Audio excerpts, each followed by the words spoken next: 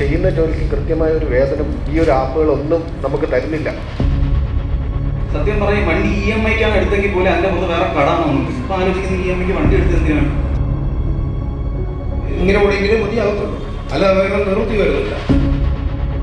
24 പേര് 16 മാസത്തിനുള്ളിൽ ഈ തിരുവനന്തപുരത്ത് ആക്സിഡൻ്റ് വെച്ചു. നമ്മൾ വാഹനം കേൾക്കാനായിട്ട് ആദ്യമായിട്ടാണ് ഒരു നേതാവ് തയ്യാറായത്. സാറാണ്. അത് നമുക്ക് വളരെ പ്രതീക്ഷയുണ്ട്.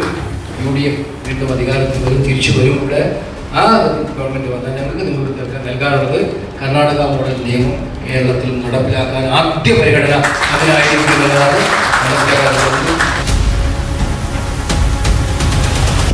നിലവിൽ ഈ പറഞ്ഞതുപോലെ സുന്ദരമായ ഒരു പേരിലാണ് ഞങ്ങൾ അറിയപ്പെടുന്നത്. പാർട്ട്നേഴ്സ് തൊഴിലാളികളായിട്ട് അംഗീകരിക്കാത്തത് കൊണ്ട് പല രീതിയിലുമുള്ള PF, ESA പോലുള്ള ക്ഷേമനിധി പദ്ധതികളിൽ നിന്നും ഇൻഷുറൻസുകളിൽ നിന്നും ഒഴിവാക്കപ്പെട്ട ഒരു വിഭാഗമാണ്. തൊഴിലെടുക്കുകയും എന്നാൽ തൊഴിലാളികളായിട്ട് അംഗീകരിക്കാത്ത ഒരു വിഭാഗത്തിൽപ്പെട്ട ജനതയാണ് ഞങ്ങൾ ഗിഗ് വർക്കേഴ്സ്.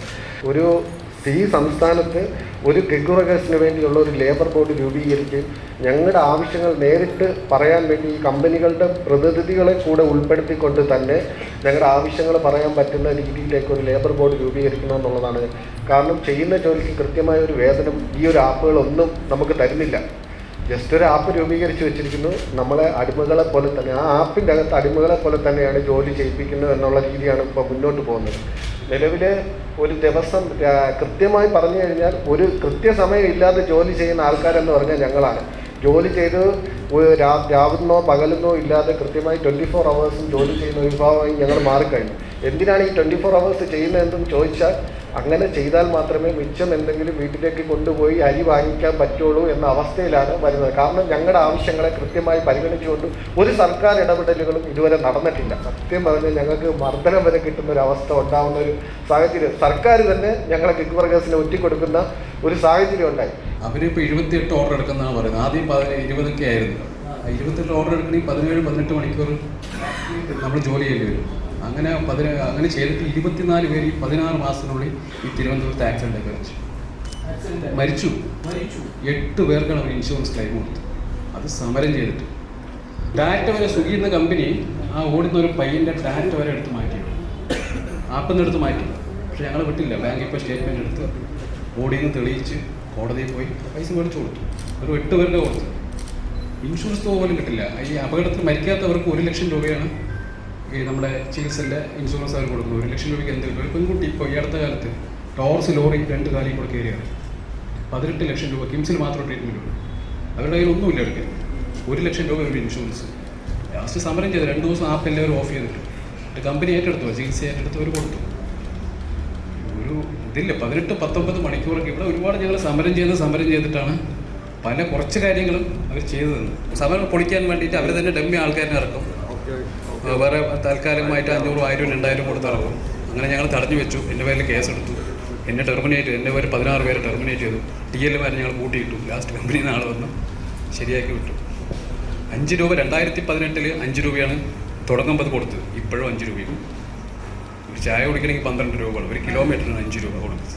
ഞാനിവിടെ ഊബർ നമ്മുടെ ക്യാബ് സർവീസിലാണ് വർക്ക് ചെയ്യുന്നത്. ഇവിടെ തുടങ്ങിയ സമയം മുതൽ ഉള്ള ആൾക്കാരിൽ പെട്ടായിരുന്നു. കുറേ പഴയ ഡ്രൈവർമാരുണ്ട്, അവരോട് ചേർന്നുള്ള.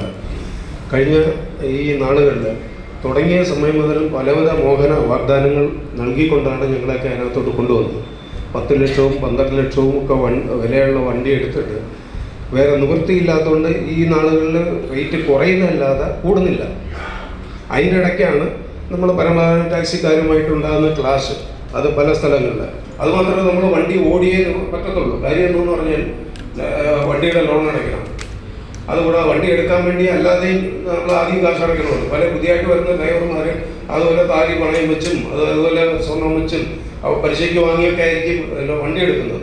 എടുത്തു കഴിഞ്ഞാൽ ഇത് പിന്നെ തിരിച്ചടയ്ക്കണമല്ലോ. ഇത് നിർബന്ധരായാണ് 24 മണിക്കൂർ അല്ലെങ്കിൽ 12 മണിക്കൂർ വണ്ടിയിൽ തന്നെ കിടന്ന് ഉറങ്ങി വീണ്ടും ഓടി കാശുണ്ടാക്കി ഇത് അടയ്ക്കണം, വീട്ടിലെ ചിലവ് നോക്കണം, പിള്ളേരെ പഠിപ്പ് നോക്കണം, ഇതെല്ലാം നോക്കണം. ഇങ്ങനെ ഓടിയെങ്കിലേ മതിയാകത്തുള്ളൂ, അല്ലാതെ വേറെ നിവൃത്തി വരുന്നില്ല. ഞാനും 10 വർഷമായി ഊബറിൽ തൊഴിലെടുക്കുന്ന ഡ്രൈവറാണ്. അനവധി പ്രതിസന്ധി സമയത്ത് ഒട്ടനവധി സമരങ്ങളിലൂടെ ഊബറിനെതിരെ നമ്മൾ ചെയ്തിട്ടുണ്ട്. പല ഡ്രൈവർമാരുടെയും ഈ സമരം ചെയ്തതുകൊണ്ട് അക്കൗണ്ടുകൾ ബ്ലോക്കായിട്ടുണ്ട്. പോലീസ് കേസ് വന്നിട്ടുണ്ട്. ഇപ്പോഴും കേസ് പറഞ്ഞുകൊണ്ടിരിക്കുന്ന ഡ്രൈവർമാരുണ്ട്. എനിക്കിന്ന് ഊബറിൻ്റെ ഓഫീസിൽ നിന്ന് ഒരു ഭീഷണി വന്നിട്ടുണ്ട്. ഞാൻ സമരത്തിൽ പ്രതിനിധീകരിച്ച് നിൽക്കുകയാണെങ്കിൽ എൻ്റെ അക്കൗണ്ടും എൻ്റെ വാഹനവും ഇനിമേൽ ഊബറിൽ ഓടാൻ കഴിയാത്ത വിധം ബ്ലോക്ക് ചെയ്യുമെന്ന് അവിടുത്തെ സ്റ്റാഫ് എൻ്റെ ഒരു ഫ്രണ്ട് വഴി എന്നെ ഇൻഫോം ചെയ്തിരിക്കുകയാണ്, വാണിംഗ് ചെയ്തിരിക്കുകയാണ്. അപ്പോൾ ഇതുപോലെയാണ് ഈ ഒരു മേഖലയിൽ തൊഴിലെടുക്കുന്ന ആൾക്കാരെ അടിമകളെ പോലെയാണ് ഇവിടെ പണിയെടുപ്പിച്ചുകൊണ്ടിരിക്കുന്നത്.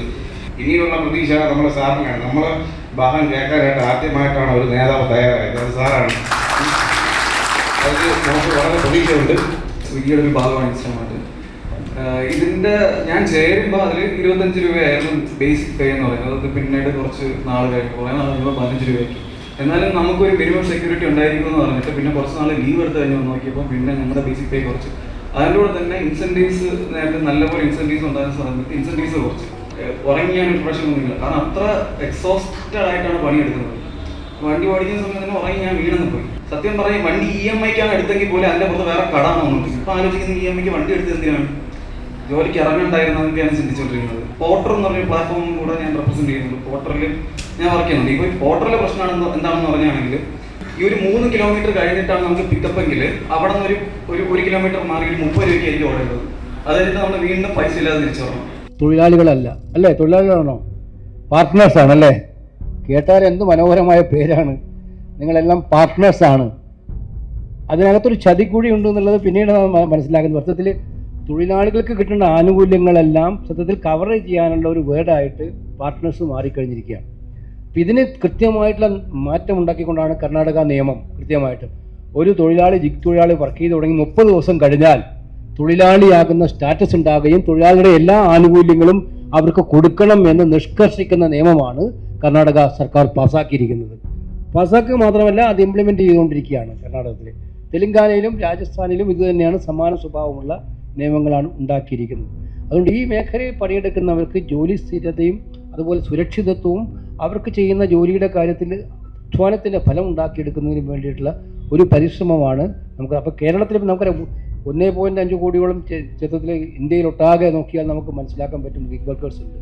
അത് 30 ആകുമ്പോൾ കൂടി 2.5 കോടിയോളം അടുത്ത് വരെ വരാൻ സാധ്യതയുണ്ടെന്നാണ് ഇപ്പോഴത്തെ കണക്കൂട്ടൽ മനസ്സിലാക്കുന്നത്. കേരളത്തിൽ കൃത്യമായ കണക്കൊന്നും എടുത്തിട്ടില്ല, എത്ര വർക്കേഴ്സ് ഉണ്ട്, എത്ര കാര്യം. പക്ഷേ ലക്ഷക്കണക്കിന് ആളുകൾ നമ്മുടെ ചെറുപ്പക്കാർ ഈ മേഖലയിൽ പ്രവർത്തിച്ചുകൊണ്ടിരിക്കുന്നുണ്ട്. ഇവിടെയും ഞങ്ങൾ ഉറച്ചു വിശ്വസിക്കുന്നു, UDF വീണ്ടും അധികാരത്തിൽ വരും, തിരിച്ചു വരും. ഇവിടെ ആ ഗവൺമെൻറ് വന്നാൽ ഞങ്ങൾക്ക് നിങ്ങൾക്ക് നൽകാനുള്ളത് കർണാടക മോഡൽ നിയമം കേരളത്തിൽ നടപ്പിലാക്കാൻ ആദ്യ പരിഗണന അതിനായിരിക്കും എന്നതാണ് മനസ്സിലാക്കാൻ